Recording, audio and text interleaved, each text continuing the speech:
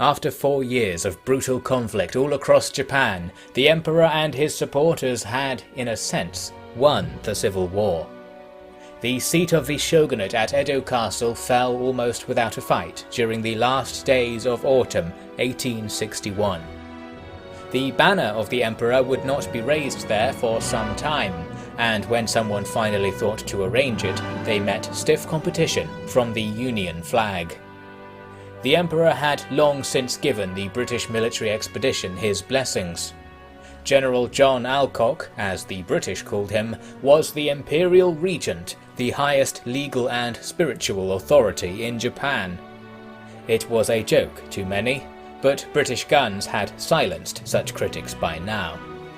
Indeed, the emperor's self-defeating decision had been most likely out of fear, for the British forces had shown only unflinching domination in the face of Japan's best warriors. Were they the better men? Few believed that. But they were from a different, changed world, a world of fire, smoke, and power. It barely mattered who they were, more it was what they owned that made them unstoppable. Conservative estimates put the losses in the war at 400,000 to 500,000, while total casualty numbers twice as high are plausible given the largely unknown numbers of wounded, captured, and deserted on both sides. 95% of the dead were Japanese, killed for opposing the British, and of the 5% of British losses, a great deal were in truth Japanese in the Empire's employ.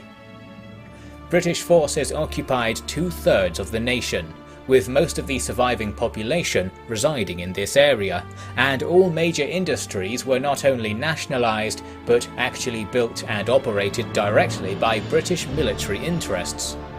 An overnight transformation of the country into an industrial powerhouse brought limitless monies to the Alcock Company, who had funded the transformation with public funds acquired through a carefully cultivated surplus in the expedition's budget.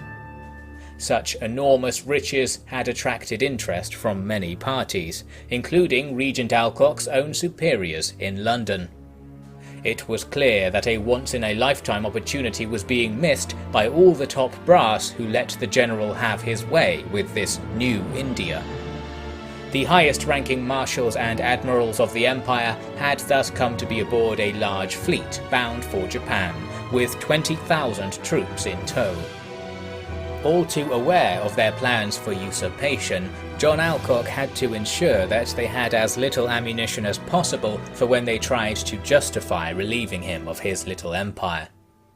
First and foremost, the war needed to be won, absolutely so. Some factions were willing to lay down their arms to be spared from further violence. Many others, though, were not so compliant, not for hope of being spared, but for want of honour, or, as it was synonymous with now, death. For these cases, the huge Alcock legacy could be called upon. Individuals were bribed with enough money to build entire cities, and while it put a small dent in John's fortune, the remaining Japanese military units were ordered to stand down as a result. In just a few days, the war was snuffed out, arms were confiscated, and the political leadership of the East was in the pocket of the Empire.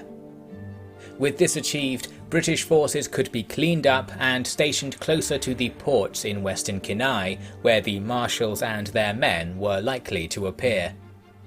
In some of these ports lay strange ships, concealed in covered dry docks, and attended to by men in British uniforms with fictional regimental colours. These craft were evidence that a certain party had taken an interest in Japan long before London had come sniffing, a matter evidenced further by shady figures in the capital and the ragged British Major Jervis, rumoured to be something more than man. Some in the world had heard of a strange group buying businesses, weapons, and ships. Some had heard of a cult centered around a religious artifact thought to be wanted by all the world's faiths more than anything.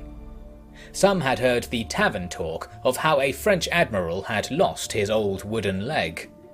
Very few had heard all these tales, and more besides, and knew the locus at the centre of them all, but those that did often wore crowns, livery collars, and thick gold braid. This group would have the latest royal rumour be that Japan had become their plaything. Winter began to fall on Japan.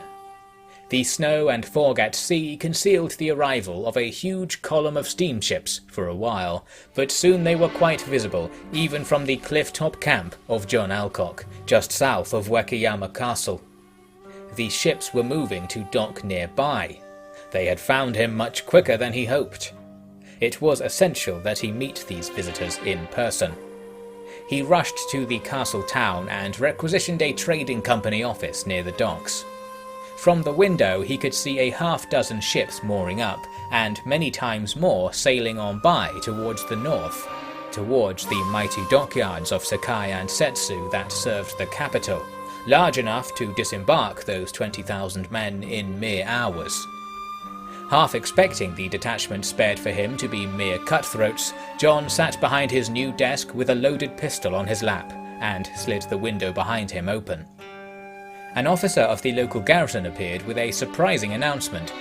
The men that had landed included a very famous field marshal, famous enough that he must have been leading this reprisal expedition.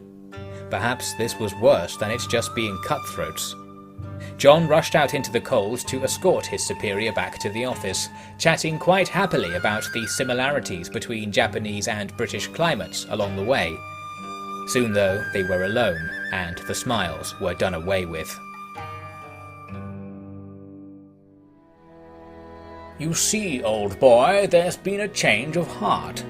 It was rather the case that an expedition into Japan was supported, and that you, after your exploits in China, would be the ideal man for the job. What we didn't condone was full-scale war in Her Majesty's name, occupation of a sovereign nation of sorts, and you declaring yourself Imperial Regent in a territory under British jurisdiction. They made me Regent of their own accord, thank you very much, Marshal." "Oh, did they now? Then why are 10,000 British men dead? Why are a dozen ships under your protection missing? Is that how they treat all their beloved regents? It's a rather complicated situation that you have yet to allow me a chance to explain."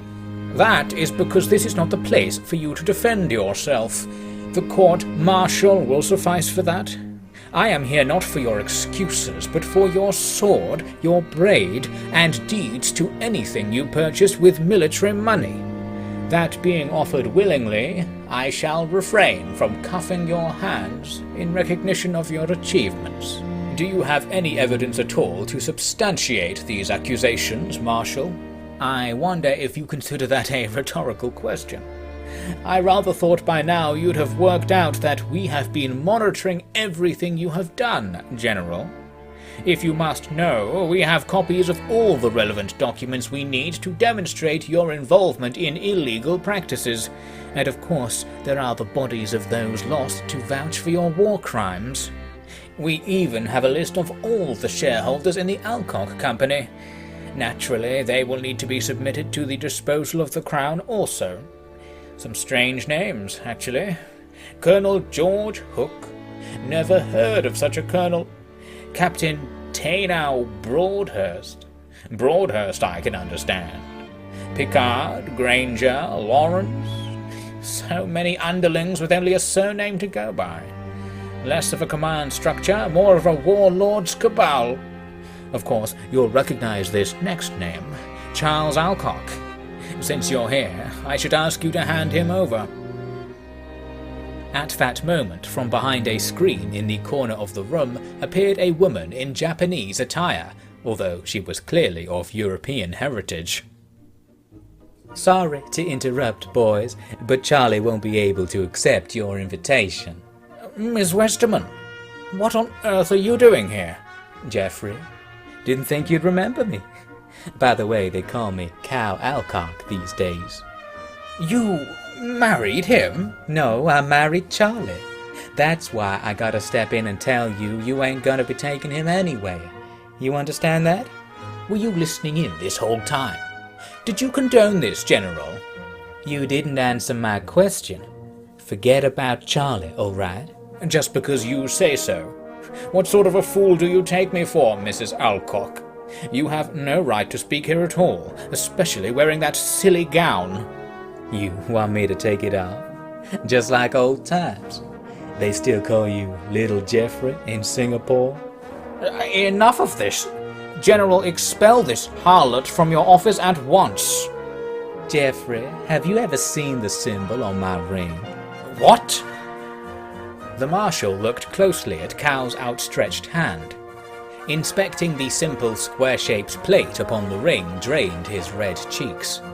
John looked from the ring to the Marshal, to Cal, to the door, and pondered what sort of sordid drama was being referenced here. I don't think... You really think this is intimidating? I am insulted, madam. General, I shall wait for you in the courtyard. I will have my colleagues deal with your accomplices soon. As I said, leave your sword and braid behind, if you please. The building is surrounded, by the way. Goodbye, for a time. Having stood and edged himself closer to the door during his speech, the Marshal now quickly disappeared into the hall and stamped away, followed by the patter of his escort. Do you recognize this, General? Not at all. What is going on here? How did you get in here? You know what? Forget that. Answer me this. Who are you exactly, Cal? You ever heard the story of Pandora's box? Yes, I think so. What of it? There's something like it in the world. Something real. Just a few people ever opened it, but now that they're using what they found inside, everyone's gonna be real happy they did. For a real long time, too. Care to clarify yourself on that? Not really. You don't need to know. And you've got someone waiting for you. Yes, indeed. Not that I am hesitant to face their ill-founded indictments, only I am wondering what you are going to do with my son. Same thing as always, General. Gonna keep him safe, and make sure he achieves all he can in this life. I see. There is a chance I will not outlive the day. That is the only reason I ask. I wish to be able to trust in you. You can trust me till the cows come home, General. You'll outlive the day, just you see. Outside, as John paced out into the trading company's well-kept courtyard, there was the sound of thunder from the clear skies to the north. The Marshal ran out to the waterside to get a better view. Two burly grenadier types forced John to do the same. One couldn't see much beyond the coastal hills, but above them there were multiple growing columns of smoke. The thundering continued on, almost covering the sound of the Marshal drawing his pistol. Once it was firmly fixed on John, it no longer went unnoticed. I thought you a reasonable man. I thought you a braggart and a thief, yet not a traitor. I really don't understand. I have no ships there. You wish to pretend this is the work of the Japanese? I happen to know there hasn't been a single Japanese ship in this strait for years, by virtue of a British blockade. Either you have deliberately let the enemy loose, or you yourself are the enemy. Field Marshal, I am as perplexed as you are. Let us ride to the shrine on the hill and take stock of things. No, you are coming with me. Prepare the ships at once. As the British ships in the port cast off, the sounds of battle died away. They steamed out of the harbour and saw a few burning ships in the distance, but otherwise no sign of the British fleet or of whatever attacked them. Sensing himself to be deep in a well-prepared trap, the Marshal ordered that no further investigations would be made. He turned his squadron south, making for the open sea. The way was not clear though. A single blackened craft was turning to face them. No flag was flown, but its intent to close the distance with the British convoy was clear. Many sailors lined the outer rail trying to get a look at the strange craft. As it got closer, it was possible to see something painted on its side. It was no familiar naval crest or insignia. It looked like a simple square with a circle within it. While the crew looked back and forth at each other, the Marshal's eyes remained locked on that strange symbol. It's Marshal, sir, do you wish us to hail the craft? It's the Order. They're real. Sir? Signal the fleet. Form up for battle and fire the torpedoes. Destroy that ship at once. The Marshal's command was carried out. One craft moved forwards and released the experimental anti-ship weapon it bore, a miniaturized engine pushing a pack of explosives below the waterline and below the armor of even the most modern warships. Its progress towards the Order ship was clear from the froth it kicked up on the surface. Its path was true, and the armoured vessel made no attempt to avoid it. Then, something strange happened. Bit off more than you can chew now, haven't you? Pandora can't save you now. Sir, did you see that? What? Someone jumped into the sea from that ship. Wouldn't you abandon ship if a torpedo was approaching? Wait, sir. Oh no. It's malfunctioning. It's turning around, sir. Impossible. It's coming right back at us, sir. Sound the alarm. There's something on it sticking out of the water. Forget that. Evasive action now. All hands brace for impact. The returning torpedo could not be dodged. The crew of the leading ship held on for dear life as it drew close. But when it finally arrived, there was no explosion, merely a clank as it struck the hull. Some of the crew, the Marshal included, rushed over to peer down at the apparently useless state-of-the-art weapon now bobbing away in the gentle waves. A dud, is it? Useless. Praise be to whichever idiot broke the rudder that he also broke the detonator. Sailor, what is that hook on the rail? What's hanging off the edge there? A red blur suddenly arose from over said rail, before, with a wet thud, it landed among them. Hello, everyone! Hello, Field Marshal! You've taken something that isn't yours. Very, very naughty behavior, that is. Who? Get away from him! Who are you, you crazed fool? Explain yourself. I am the great warrior Jervis! They called me the Bone Rattler on the fields of Virginia. They'll call me the Lone Gatler on your boxy little ship. Give me John Alcock, or give me your spines! Run! Abandon ship! There'll always be an England, and England shall be free. If England means as much to you as England means to me!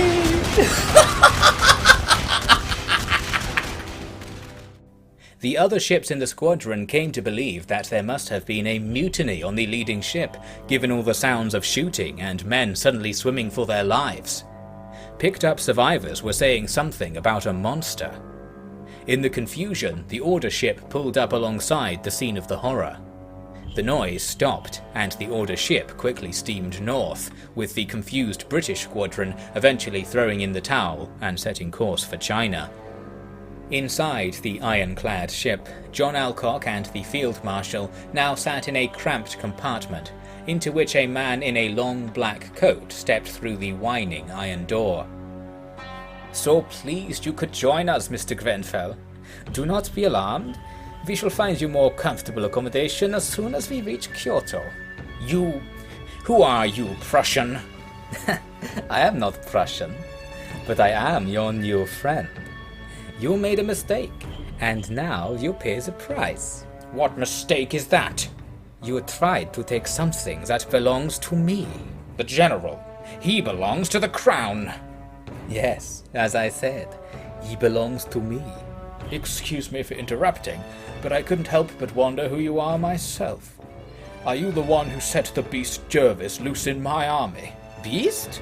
He is just a boy. Do not be so mean." "Yes, I am that one. You should be grateful.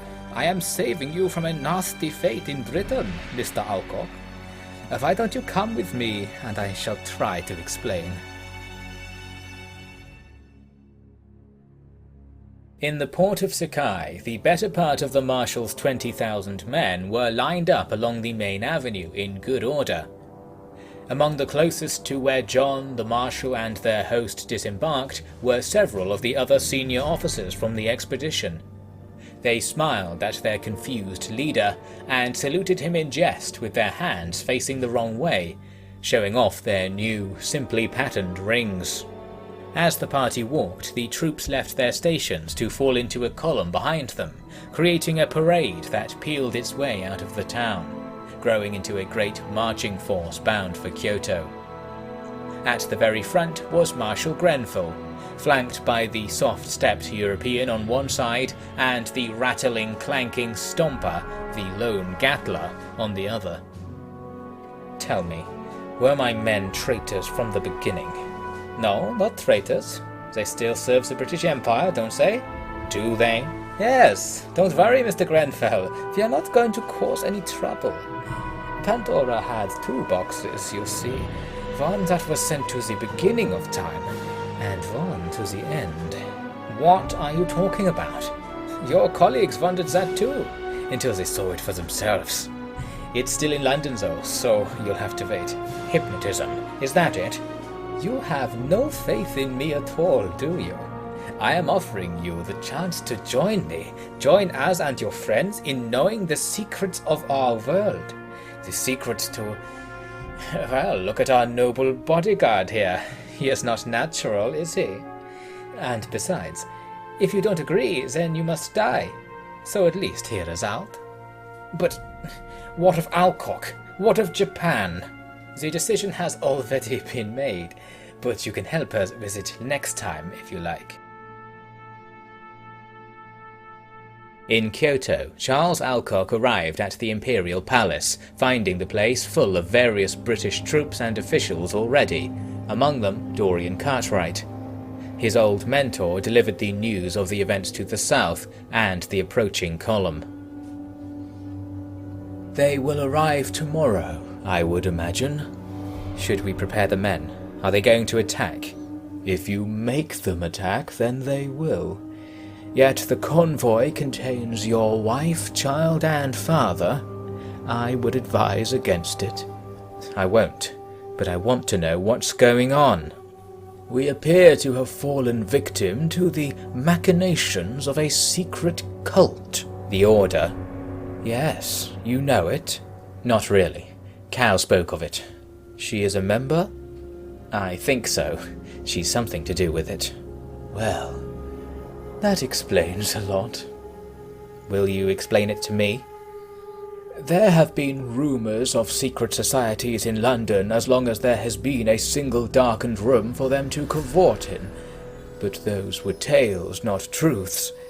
There was one such tale of a group of old ministers and royals who were meeting in private for unknown reasons, and suddenly disappeared off to travel the world, only to one day return with nothing to say about it.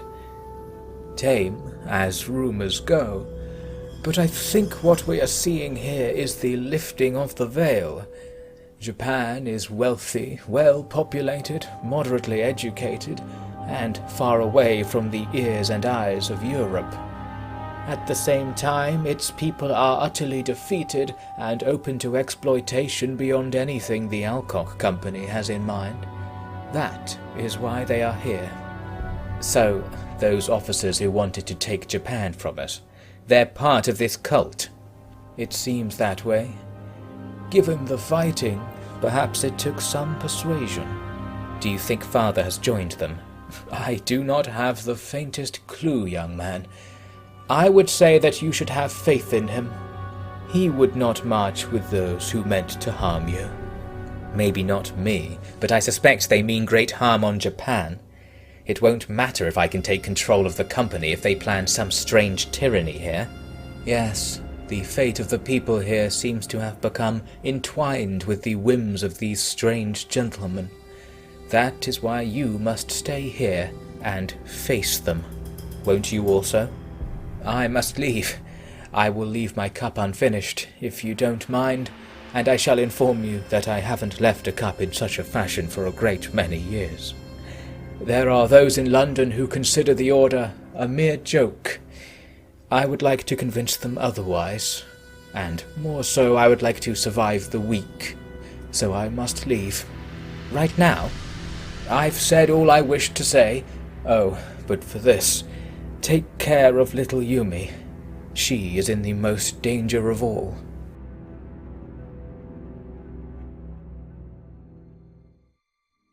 On the afternoon of the following day, the great British host filed through the narrow streets of Kyoto. The cream of their number carried on past the barrack houses to join Charles in the garden of the Imperial Palace, watched only by a half-drunk cup of tea atop a lacquered railing. He was reunited with Cao, who he was quick to take aside. Please tell me what's going on. Please. Cao-sama? Oh, well, it's good news, Charlie. You're governor of Japan now. What? Promotion. I knew my man was going places. What is the price of that? Is this part of that order's conspiracy? Yeah, it is. You ain't even a bit grateful? You think you can get out of this? You got another thing coming, little man. We're king and queen now, and you better start acting like it. Japan has no king, even less so a queen, darling. What is happening to father? Afraid he can't stay on with all the crimes he's been accused of. Needs to look like something's happened to him, right? You'll get his business bonds and whatnot, don't worry. Just can't have him anywhere near all this after all the press he's built up in old Albion, you know. Not really, but fine. Will he stay here? Doubt it. He's going with the kindly gentleman back to London for a little welcome party. Welcome to the order. Yes, he's gotta be with us if this is gonna work. And I gotta be with you. Suddenly I think I understand you, Ms. Westerman. Lot of boys think they've done that over the years, Charlie. Your only wish was to let your strange master have his hand on my ear so that everything my father has achieved can be stolen by God knows who. God does know. He knows that his people deserve better than they got. Japan's gonna help us reach our potential. Together. What of the life that the Japanese deserve? Silly, they ain't God's people. He might have made them, but that was a long time ago now, and I guess it just didn't work out. Fair enough for them to come back into the fold one way or another, right? Fair.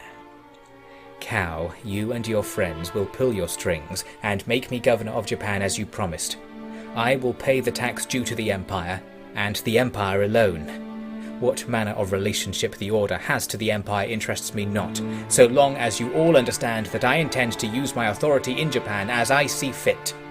Oh, Charlie, you really are a man now. You go stand up for yourself and your little farmer boys. I love it. I just worry what'll happen to poor little Yumi if you don't behave yourself. You would dare? I could have you divorced for such a threat, Cao.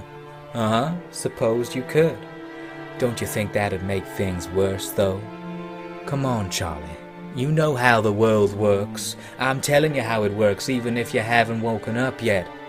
You're gonna be a rich boy soon, but not rich enough. And in the end, that's all that matters. Everyone's got someone telling them what to do, except the Lord himself. Best way to get through life is to play nice. Play it fair. Gotta hope that your betters be honorable in their intentions and trust them to be doing good by you even when it seems like they're, you know, like Jervis or what have you, like monsters.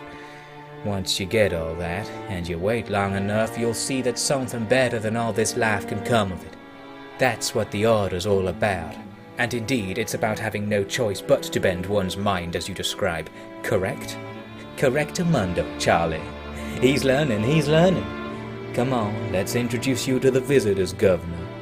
Can you still call me Queen even if it's silly? And Yumi can be Princess, right? She'll be so happy. During the mingling, a well-decorated infantryman appeared to inform Marshal Grenfell that some Japanese were gathering in a rather large mob just beyond the city's defences. Are they armed? With rudimentary weapons, they say. Clubs, spears, usual native affair, I would imagine. Oh, that will do. Your men will be eager to make something of their long voyage, Marshal. Will you escort me to oversee the destruction of this rabble? It would be my pleasure, sir. I suppose you shall lead the way. Wait, the war is over. They must be here to state requests, probably to the Emperor. We must listen to what they have to say. Look, Mr. Alcock, I will be leaving these islands tomorrow. Then you will be the top authority in Japan. If there is a rabble at the gates, then you will decide how to treat them. Today you will let us have our fun. I'm sure Miss Westerman, Mrs. Alcock I should say, has made the situation clear. Until we speak again, my good friend. The party paced back out towards the city, save for John, who lingered in response to Charles's glare. They wandered to the corner of the garden, perhaps out of earshot of Cow, now inspecting the various exotic plants collected by emperors of ages past. I'm sorry. Things have been taken out of my control. There is madness afoot. Who are these people? They wield a rather real and official power, don't you think? Yes, money is only the beginning of it. Clearly they have been collecting sympathies among the highest ranks for some time, and I doubt it's just the army falling victim. All that being said, Charles, I think this arrangement is fair. Fair? That is what Cow tried to say. Is it not so? I for one expected to be dead by now, and I feared for you also. We have landed very far from those shores. Cow said you were joining them. Yes, although it's not so much me doing the joining. They insist on that, or my death. And you think we can trust them for a second when they treat us like that? Trust?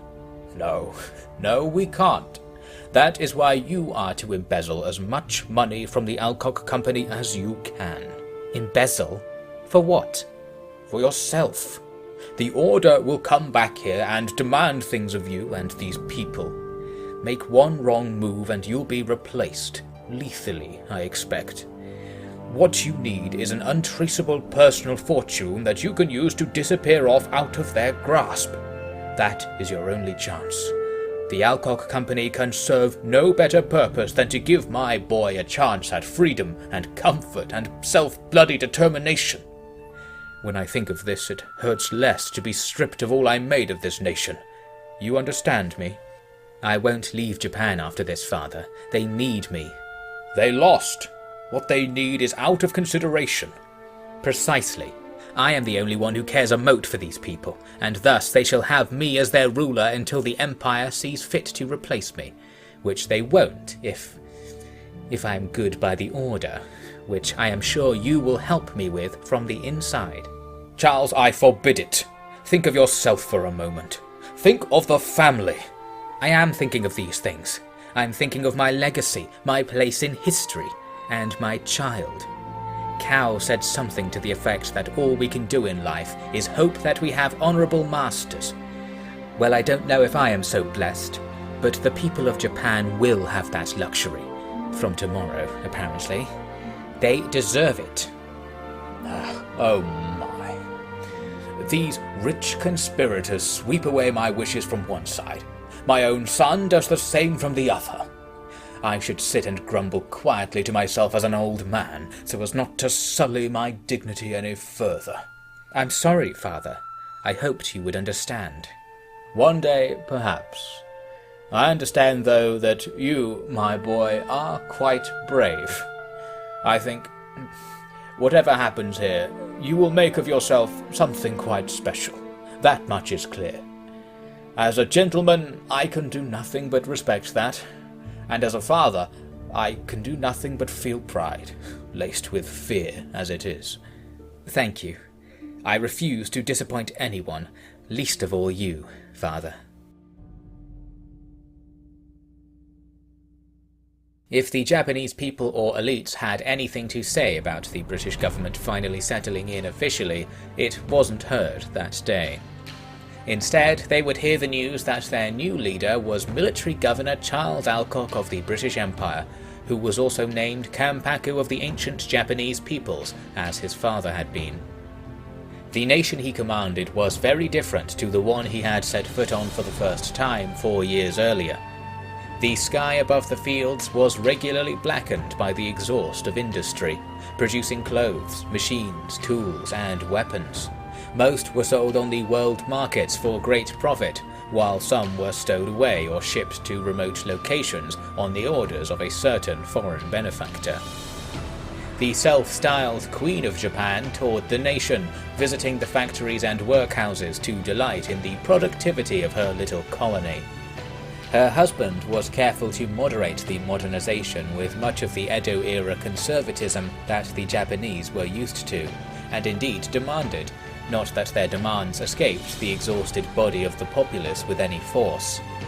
Like many other British conquests, Japan was full of internal rivalry that made the threat of concerted resistance fade with time. Charles, and the man later given the honorary title of Shogun, Suketsuna Lawrence, thus ensured the peace of British Japan was to continue for a great many years. He was visited many times by agents of the Order, including John Alcock. In London, John had been taken to see the Order's secret treasure, the so-called Pandora's box. Aside from its unfamiliar metallic casing, it appeared unremarkable at first. Then John was told that the numbers etched into the side were a date. Suddenly, he knew the source of the Order's allure, and what things he learned from the box's contents furthered that allure beyond measure. Jervis and Philip Bonaparte were only the beginning. With the resources of Japan, the end was a little less further away. One day he brought Charles a lumpy lotion that cured the governor of a lifelong illness. Then Charles too realized what this Order was onto. Cao informed him repeatedly that she had told him so. Even seeing the future the Order was building, his interest in Japan never waned. His subjects enjoyed better lives than most indigenous peoples within the boundaries of the empire, not that they were at all aware of this. The Order itself was hard at work securing more territory through the British Empire, and choosing more honourable ladies and gentlemen of the age to be a part of their elite cabal of what they called Earth Angels. One day all that would change the world into something quite unrecognisable. Yet of those we know in 1861, only little Yumi Alcock would live long enough to witness the beginning of that new age. One could argue Jervis saw it too, but not through eyes of biological origin, let's say. As for some of the other officers of the British expedition, Charles found that once the dust of the Order's takeover had settled, they were nowhere to be found. Furthermore, plenty of ships were not accounted for. Wishing them well, he ordered that no investigations be made.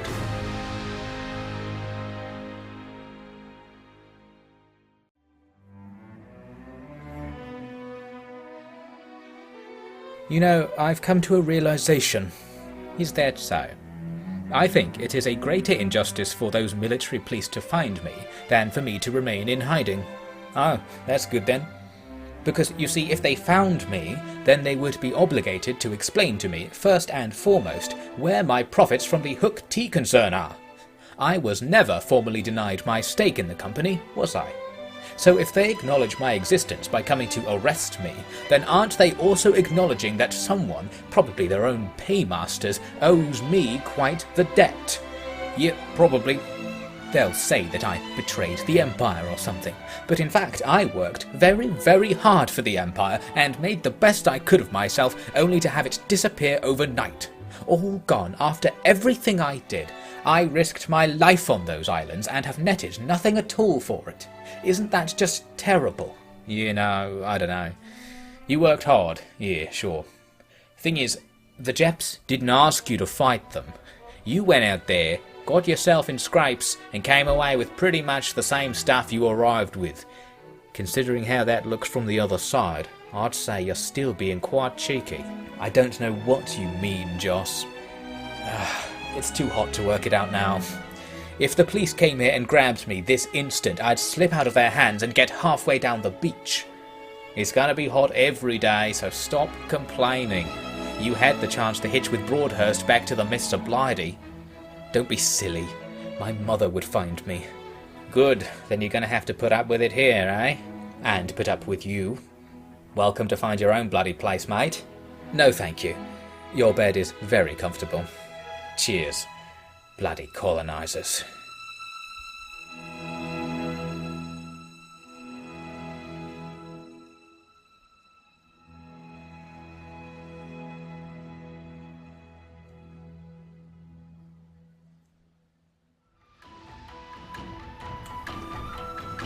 Thank you very much for watching, Honourable Gentlemen.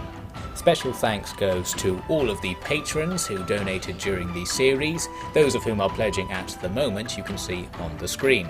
That's where most of my money comes from, so I'm not just saying it when I state that they made all of this possible. Coming up next on the Officially Devin channel will be some kind of series using the Ancient Empires mod for Total War Attila in accordance with the results of the last series vote. What it will actually be is undecided right now, so watch out for news of that in the future, or if you're watching this in the future, go see if you can find out what it was. Might have ended up being good, for all I know. So that's it from me, thanks again for getting this far, and I hope you'll join me for some more narrative action in the future sometime. Rule Britannia.